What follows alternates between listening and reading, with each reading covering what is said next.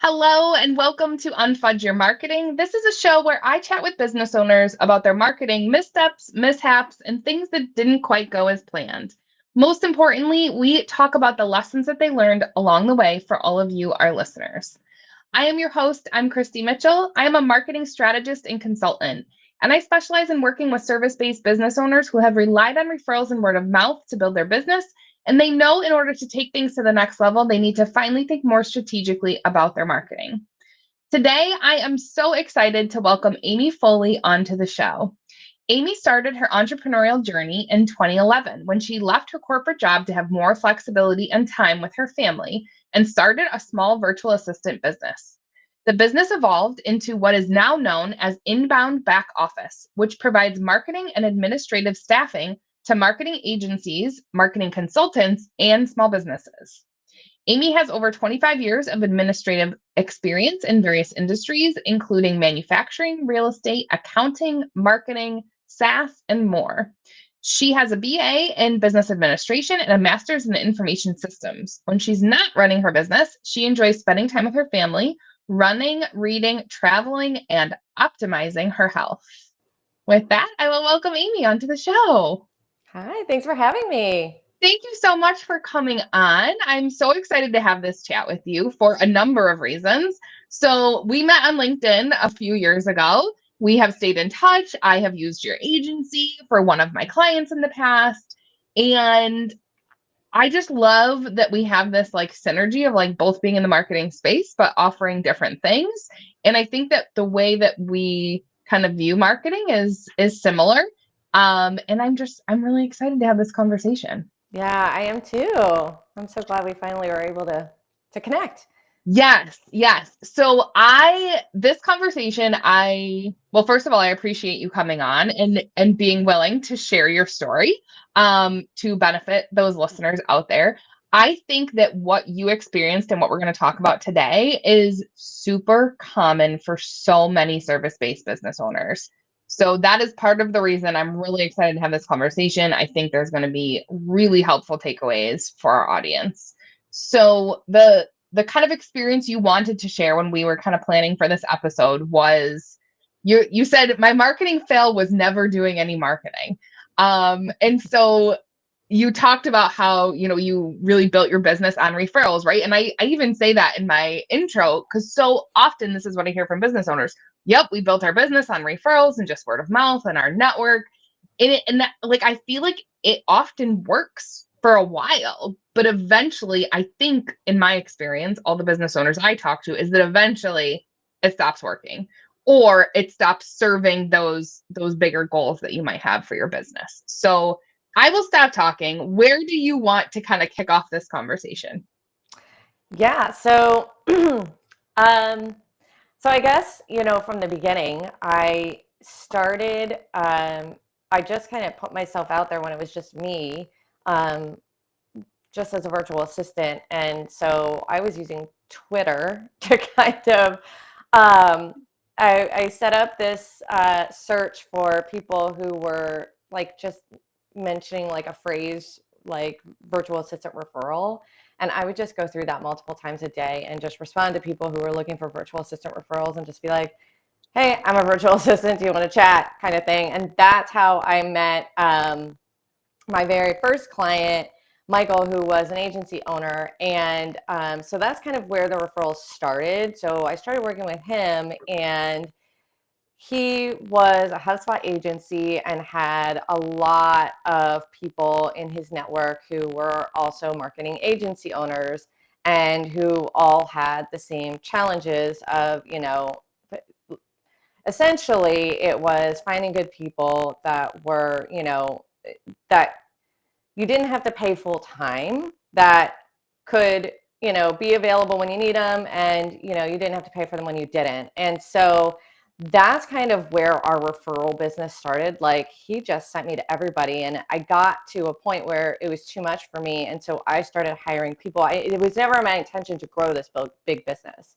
I just wanted to get out of working for other people. Like, that's really all I wanted to do. And so I had to start hiring people And when I started looking for people who knew HubSpot and who were really in the inbound marketing world, like I couldn't find them. And so that's when I realized that like, hey, this is like a thing. And so I trained the people that I hired to help with these agencies, and it just snowballed from there because the referrals just kept coming. And I mean, it was like that for years. Like you said, it went on like that for years, and we just grew and grew and grew and grew. And then I don't know, maybe about 2 years ago, I started noticing that like we weren't getting as many referrals, and we weren't taking as many sales calls. And I was like, what is going on? And so when we started looking into it, we realized that there were a couple of reasons. I mean, some of it just beyond our control, where the marketing agencies weren't doing as much work, so they didn't have as much work for us. Some of it was because, we kind of tapped out of the available referrals that were just organic. And the other part of it was, sometimes people would have a not great experience. I'm not going to lie, like sometimes they just don't have a great experience. And, when that happens, then you get, negative feedback out there in that referral pool. And they're just like, like I'm scared to even try myself.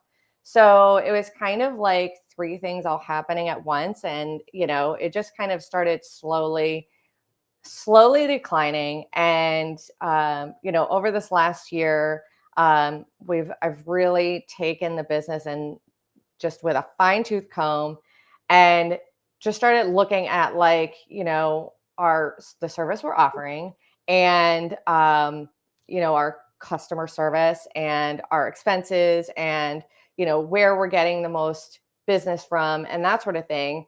And I realized that putting all of my eggs in this referral basket is probably not going to work anymore. It was great while it lasted, but I now need to say, okay, like we need to have like a real marketing strategy, and like actually have other avenues of lead generation, essentially. Yeah. Yeah. Yeah. So that's where I am now. And so that's kind of one of my big goals for 2025 is really implementing a strategy that I can carry out on my own. Mm-hmm. Yeah, I think that's, like I said, this is, in my experience, super common for, like you said, that phrase is just so spot on, like putting all your eggs in one basket. Because I think when you can build your business, right, I think a lot of times it's like, okay, getting the business off the ground is like the hardest part. And so when you do that and you establish these relationships and they end up feeding you awesome clients and you start building your momentum and it seems to sustain for however many years, I think it can be really easy as a business owner to say, okay, we're good, like we've got, things are working, it's a well-oiled machine, right? We have more and more clients coming in. So it's got to be a really challenging position to find yourself in. I'm actually curious on this, because I don't have a good sense of the timeline. Like, how many years do you feel like those referrals and word of mouth sustained you guys? I would say probably a good 7 years. Yeah, that's a really long time. Yeah, it's really only been over the last 2 years or so that I noticed a decline.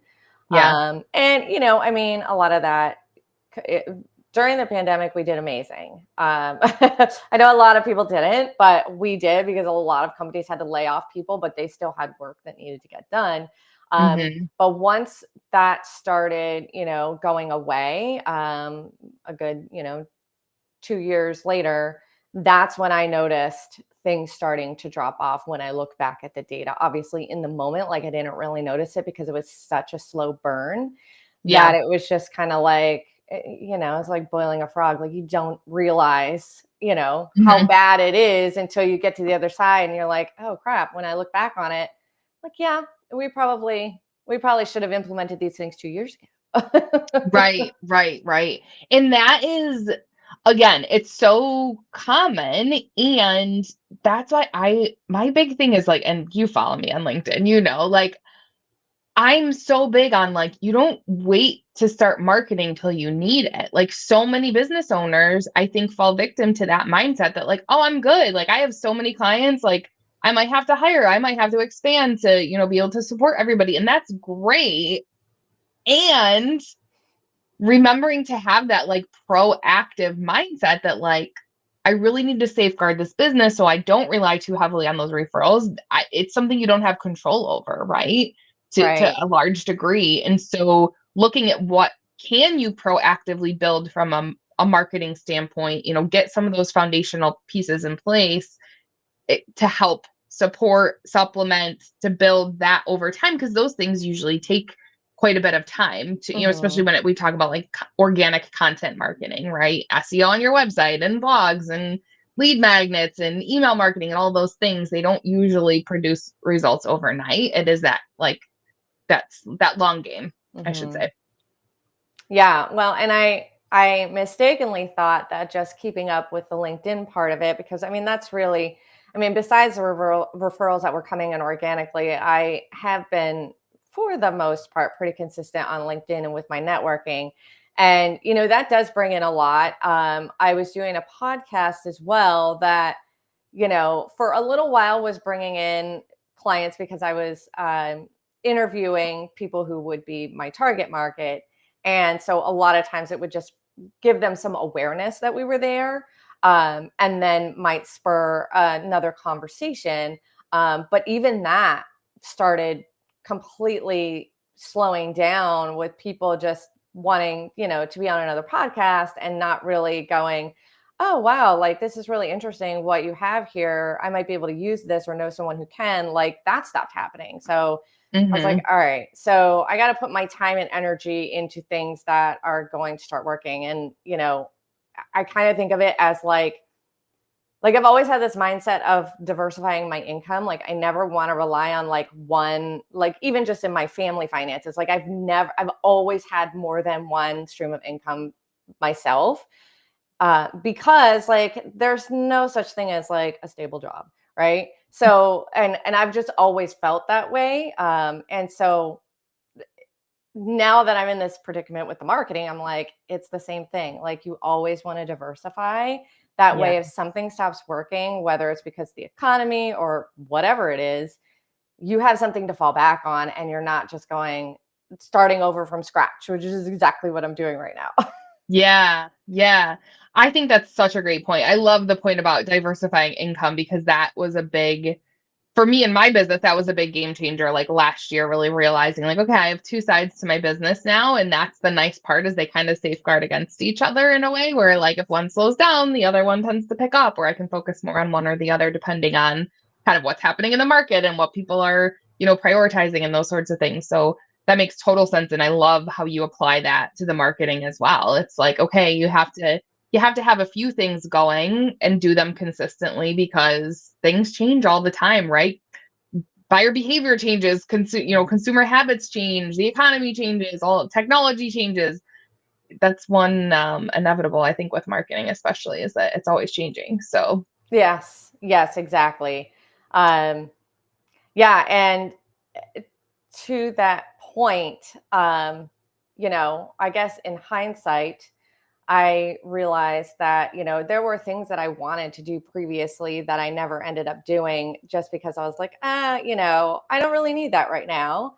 And now that I'm realizing that that was probably the perfect time to do it. Back when, when I didn't necessarily need it, but that would be the perfect time to like do testing and figure out like, okay, how can I make this work the best? Because it's not going to be great right out of the gate, right? So now that I'm starting over from scratch, I'm going to be doing a lot of tests and stuff, and I'm going to be probably a little nervous because I'm like, well, if this doesn't work, then I need to do all these other things to make it work. It's not like I can take my time now, because now I feel a little more urgency, yes. and that could, I mean, it just adds stress that I think that could have been avoidable, right? Yes. Yeah. That's such a great point, I think, for our listeners too, is to think about it in terms of like you do want to have that wiggle room almost, right? To be able to creatively explore some new marketing ideas. And what better way to do that than when you're not relying so heavily on that marketing tactic to deliver results right away. So I think that that's a really awesome point that you bring up for business owners to consider. For sure. And the other kind of challenge that I personally run into is that there are so many different avenues of marketing that you could go that I just am like, I don't know. Well, like, I know I need to like pick one thing and try it and see if it works. And it's just like, well, which one do I pick? Like, is there some kind of formula out there that tells me, like, for your business, this is what you want to do? Probably not. So that's kind of like a challenge, and it kind of makes me procrastinate because I'm like, well, I don't know what to do, so I guess I'll just do nothing. Yes. Analysis paralysis. Yes. Well, and it's interesting because when you brought up the point that like you need to try a few things, right? You can't just even just like how you and other business owners can rely so heavily on referrals, you could do the same thing with a marketing tactic. If you're like, okay, we're just going to do the podcast, for example, and like the podcast is going to deliver, it's going to do everything we need.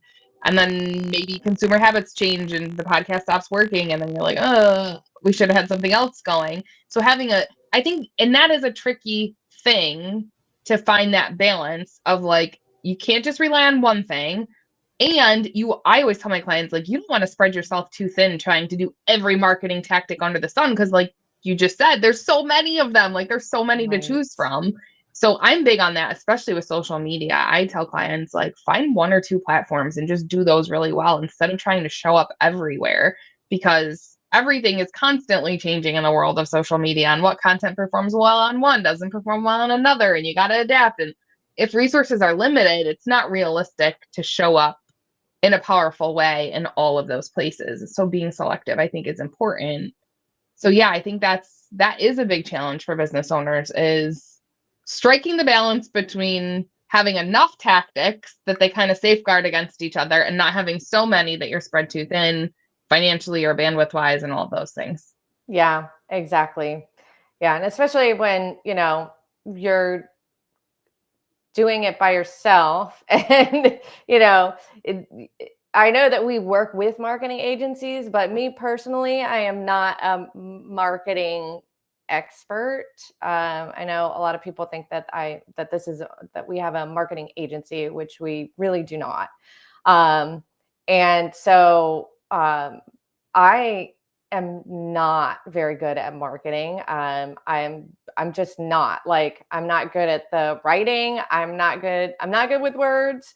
I'm not good at, like, I'm great at someone else telling me, like, this is what you need to do. This is when you need to do it. And here are all the steps. And like, I will do that to the T, and we'll see if it works. Like, but coming up with those strategies, I mean, I can look it up online, but like I said before, everybody has a different way to do it. And it's just like, well, yes. What's going to work for me? I don't know.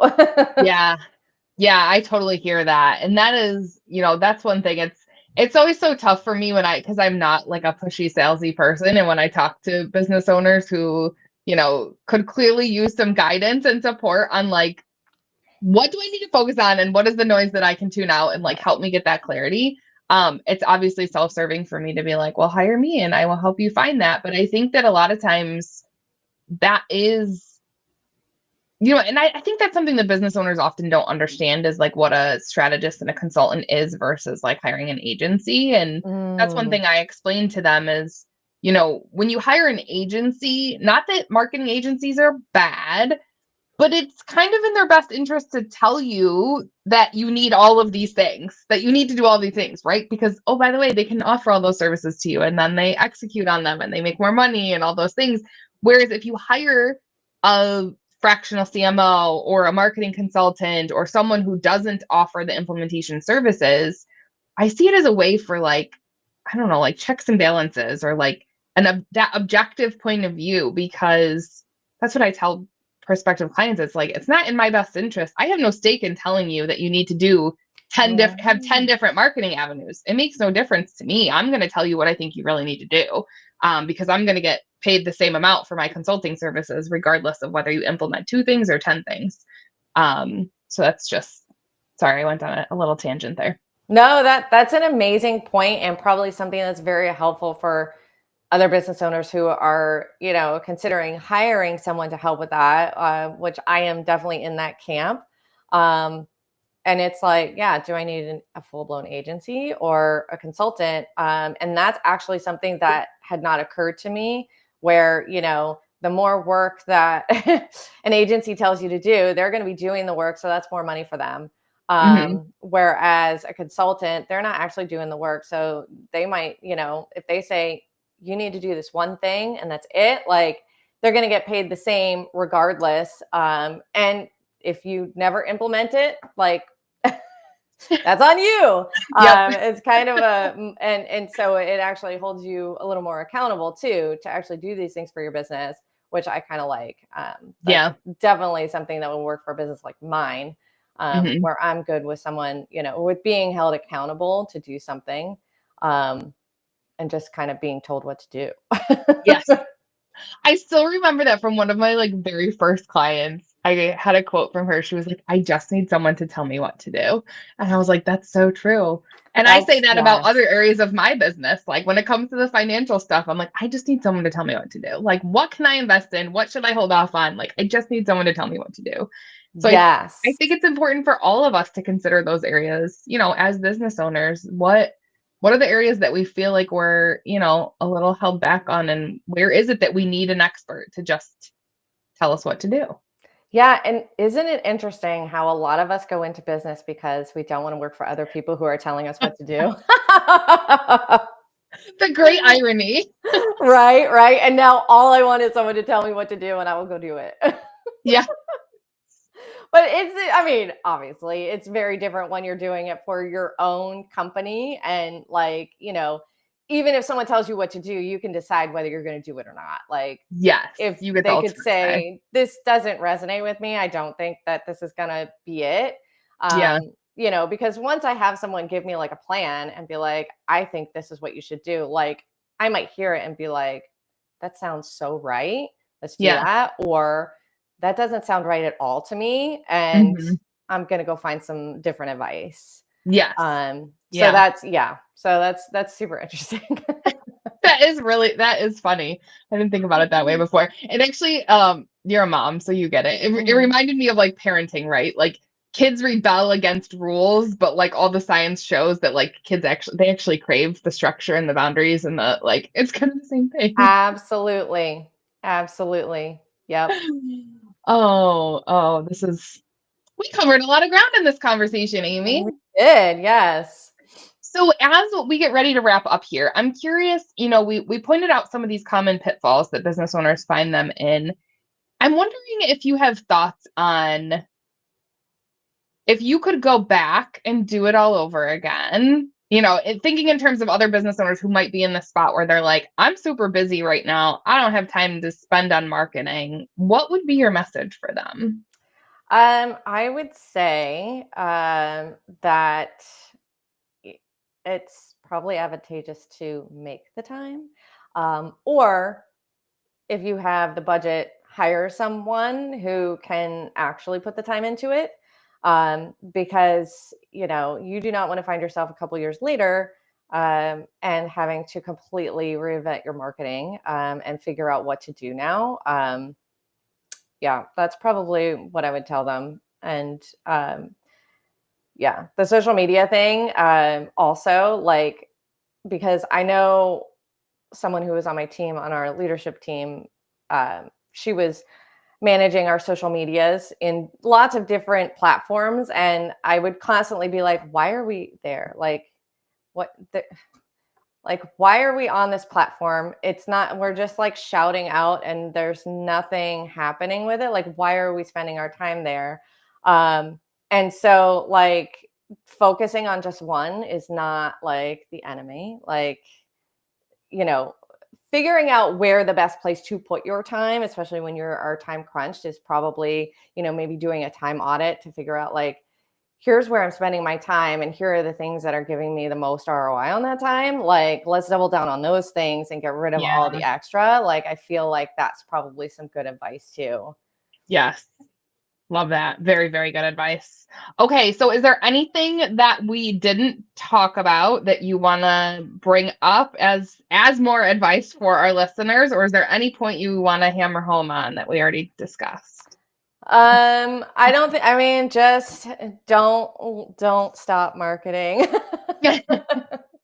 Don't be like Amy. And if you haven't started, start yesterday. Exactly. Exactly. Awesome. Well, Amy, if our listeners want to learn more about you and what you're doing over there at Inbound Back Office, what is the best way for people to reach out or to learn more?